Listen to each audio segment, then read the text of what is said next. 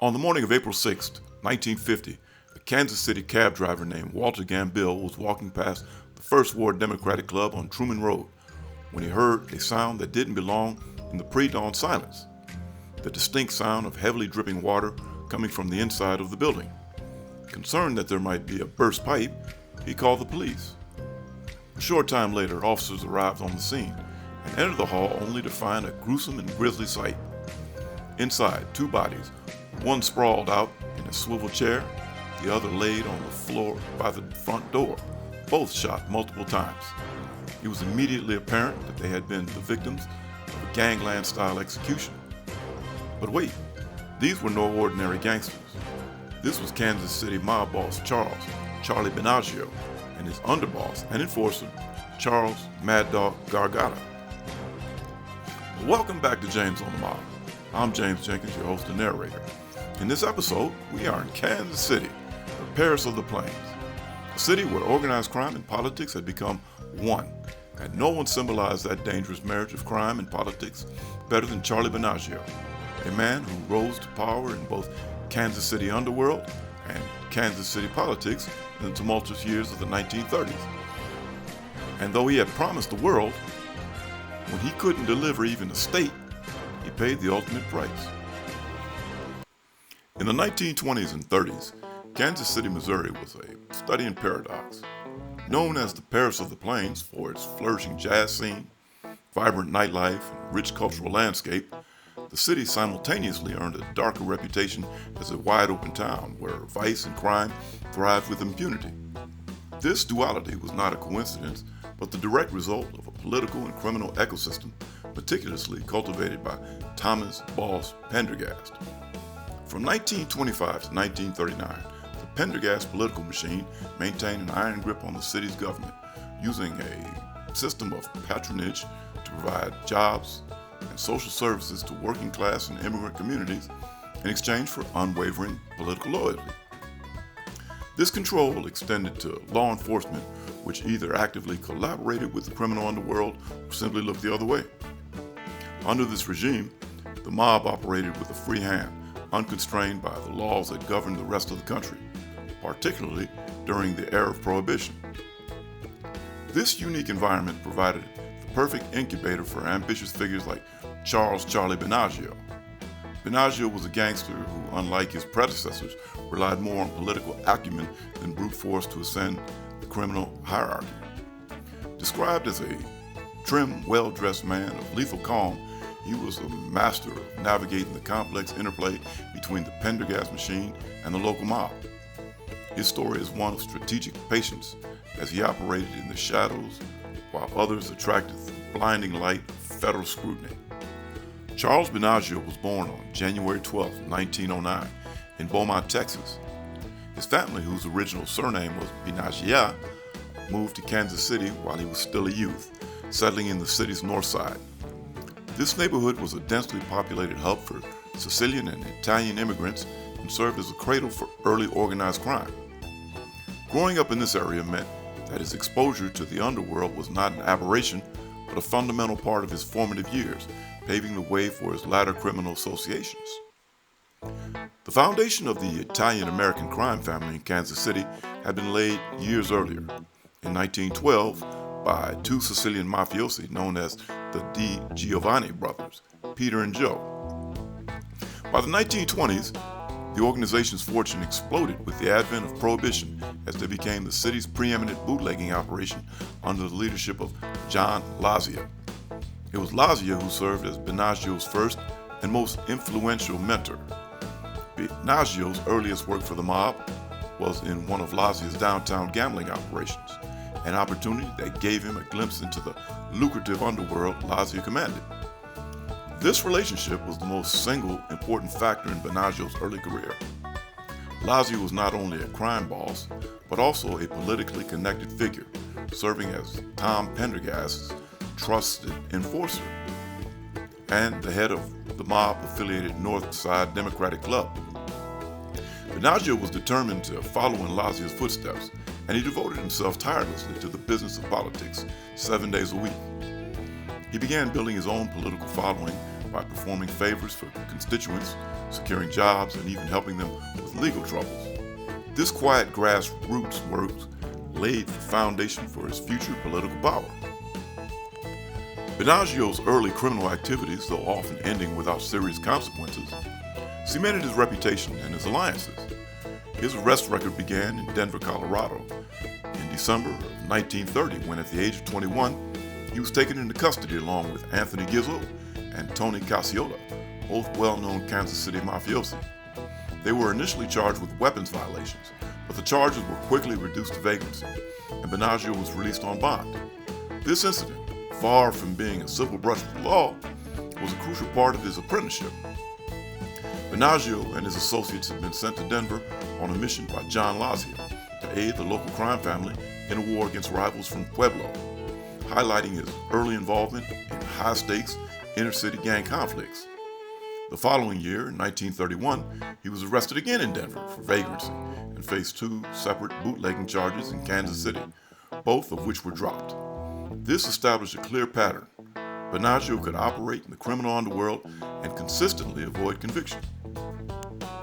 A pivotal event in his rise occurred on July 20, 1931, during a prohibition raid on the Lusco Noto flower shop, which doubled as a mob headquarters. A deadly shootout ensued, resulting in the deaths of a prohibition agent and 2 other individuals. Binaggio was present and was arrested and taken in for questioning. However, he was released after police determined he had not participated in the shooting, escaping once more with only a vagrancy charge. This incident proved to be a turning point as it demonstrated Binaggio's ability to remain calm in a crisis and navigate legal scrutiny. Following the shootout, Lazia took Binaggio fully under his wing, a testament to his confidence in the young man's potential. Beyond his relationship with Lazia, Binaggio's ascent was also predicated on his membership in a formidable criminal clique. This was most evident in the aftermath of the Kansas City Massacre, a national tragedy that occurred on June 17, 1933. During a botched ambush, 4 law enforcement officers and their prisoner were killed outside of the city's Union Station. Although Binaggio was not a direct participant, the escape of the gunman was allegedly aided by his closest criminal associates. His brother Dominic Binaggio, along with Anthony Gizzo, Charles Mad Dog Gargoda, and Gaetano Tano Lococo, reportedly provided a stolen getaway car that helped escort the gunman out of Kansas City. This group of 5 individuals, Binaggio, Gargoda, Gizzo, James Balistrati, and Lococo, was known as the 5 Iron Men. This collective shows that Binaggio's rise was not a solitary effort. It was built upon a powerful, pre-existing criminal faction whose members had already demonstrated their loyalty and willingness to engage in high-stakes, violent situations. His strategic and political ascension was protected and enabled by the presence of this ruthless core group, allowing him to operate quietly while they served as the organization's enforcers. The power structure of Kansas City's underworld was dramatically altered by the assassination of John Lazia on July 10, 1934. Binaggio, whose profound respect for his mentor was well known, was an emotional pallbearer at Lazia's funeral just 3 days later. Lazia's death created a power vacuum, and his underboss, Charlie the Wop Carollo, stepped into the role of boss. Binaggio seamlessly transitioned from his political mentor to becoming Carollo's underboss, a position that placed him just 1 step away from the criminal throne. The final piece of the puzzle for Binaggio's ascension came in 1939, with an unprecedented double collapse of Kansas City's power structure. The entire criminal enterprise had been built on the foundation of the Pendergast political machine. For years, federal authorities led by U.S. Attorney Maurice Milligan and supported by Missouri Governor Lloyd Stark had been investigating and pressuring Pendergast's organization. The investigations culminated in Pendergast's guilty plea on tax evasion charges in May 1939, for which he was sentenced to prison. His downfall removed the mob's political shield and marked the end of an era. With the Pendergast machine dismantled, law enforcement, which had been returned to state control under a new anti-corruption mandate, launched a citywide cleanup campaign. This initiative quickly caught up with the mob's leadership. Carollo, like his political counterpart, was also arrested and sent to prison for income tax evasion in 1939. The simultaneous imprisonment of both the city's political boss and its crime boss created a unique, unrepeatable opportunity. Binaggio, who had a history of avoiding significant legal consequences, was the highest-ranking, most effective leader still at large. The timing of these events positioned Binaggio to take control of the Kansas City crime family. In October 1939, at the age of 30, his quiet, strategic climb was complete. He had not seized power through a violent coup, but by patiently navigating the treacherous waters of the Kansas City underworld, building political capital and surviving the legal downfalls that ensnared his predecessors. His ascent was a testament to his understanding that in the modern era of organized crime, power was not just seized with a gun, but cultivated with a precinct map. In October 1939, Charlie Binaggio's long and patient ascent to power was complete. With Charles Carollo and the city's political boss, Tom Pendergast, both behind bars, Binaggio became the new leader of the Kansas City crime family. The city was no longer the wide-open town of the Pendergast era. A new anti-corruption police mandate had clamped down on the mob's operations. But while his predecessors had relied on brute force or political patronage, Binaggio had a new vision for the Kansas City underworld. One built on a far more ambitious and dangerous plan to regain control of the city and eventually the entire state of Missouri. This is part of the story of how his political gambles and criminal ambitions led him to the pinnacle of power, only for him to discover that some debts could only be paid in blood. Upon taking control, Binaggio set about reestablishing the mob's dominance in a city now under intense scrutiny. He continued the grassroots political work that had served him so well, building his own political organization, the First Ward Democratic Club, which he used to control 11 precincts. He even merged 7 different Democratic clubs and seized political control of the North Side from Jim Pendergast, the nephew of his old mentor. By the late 1940s, his power had grown to the point that he oversaw a block of 30,000 votes, giving him more political influence than any other boss in the state. Even as he built his political empire, Binaggio's criminal activities continued. The mob made fortunes from gambling and liquor, and was also involved in a nationwide narcotics ring. Although Binaggio was never linked to the drug ring, one of his key lieutenants was sent to prison as a result of a major Bureau of Narcotics investigation. Binaggio himself had several brushes with the law. During this time, including a November 1941 incident in which he hit and killed a 50-year-old man with his car.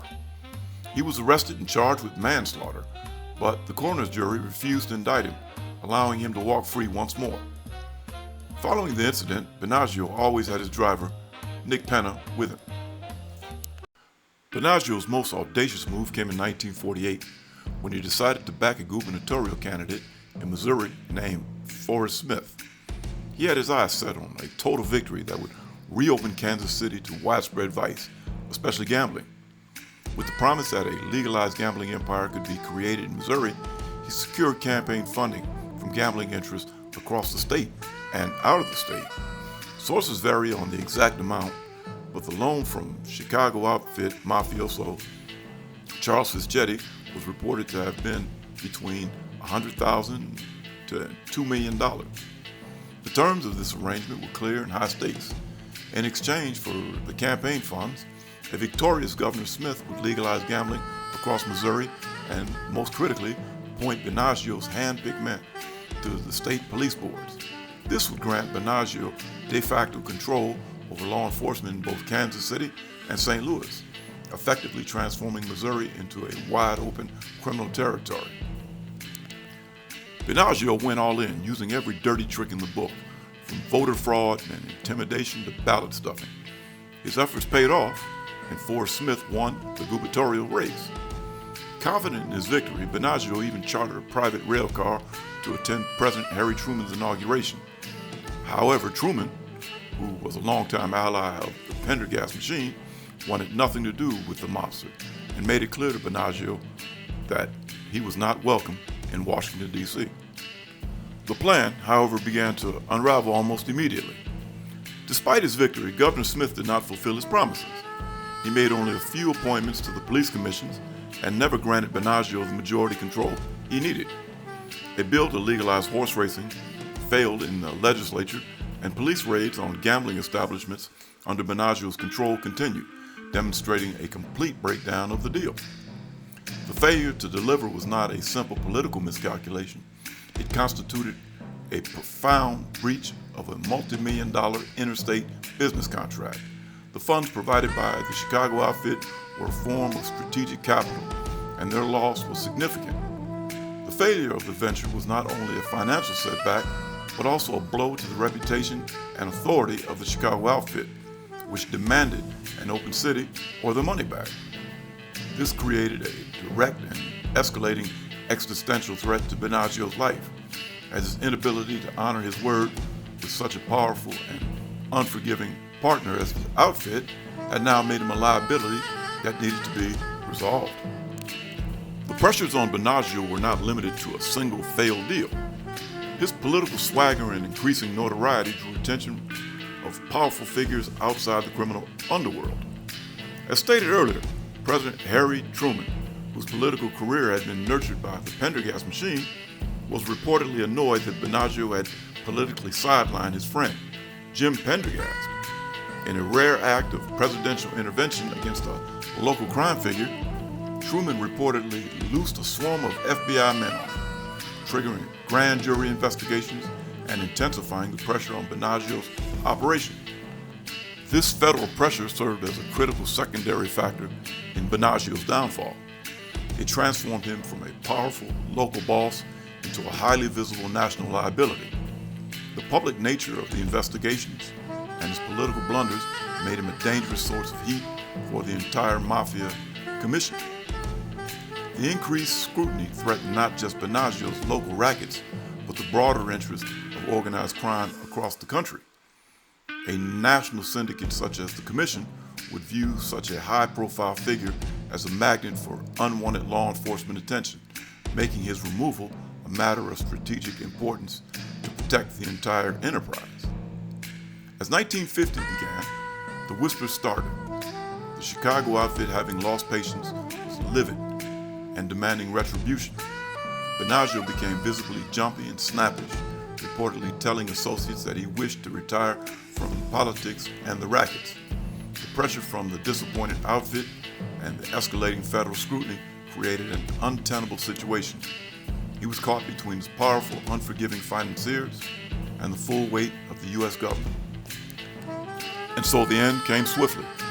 On April 5, 1950, after having dinner with his wife and daughter, Binaggio was picked up by his chauffeur and driven to the Last Chance Tavern, a gambling house he co-owned with his close associate and second-in-command, Charles Mad Dog Carollo. The two men later drove to the First Ward Democratic Club.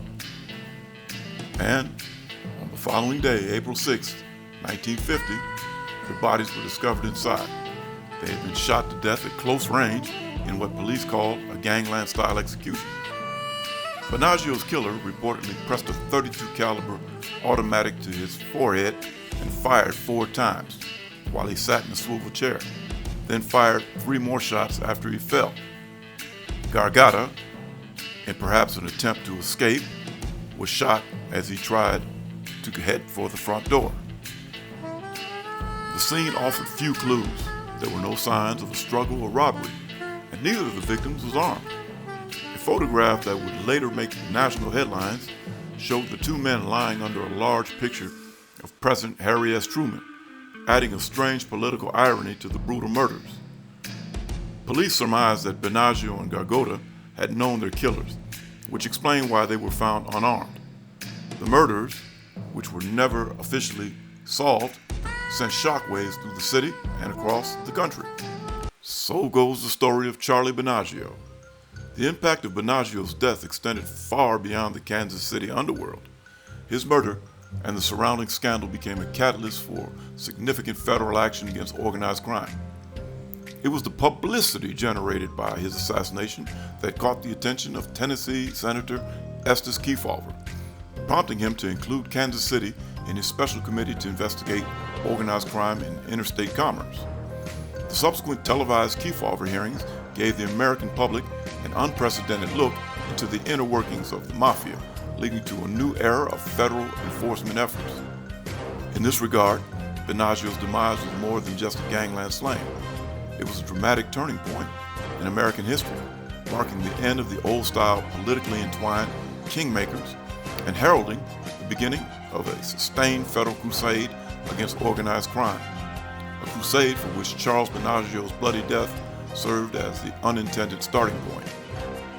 Charlie Binaggio was 41 years old.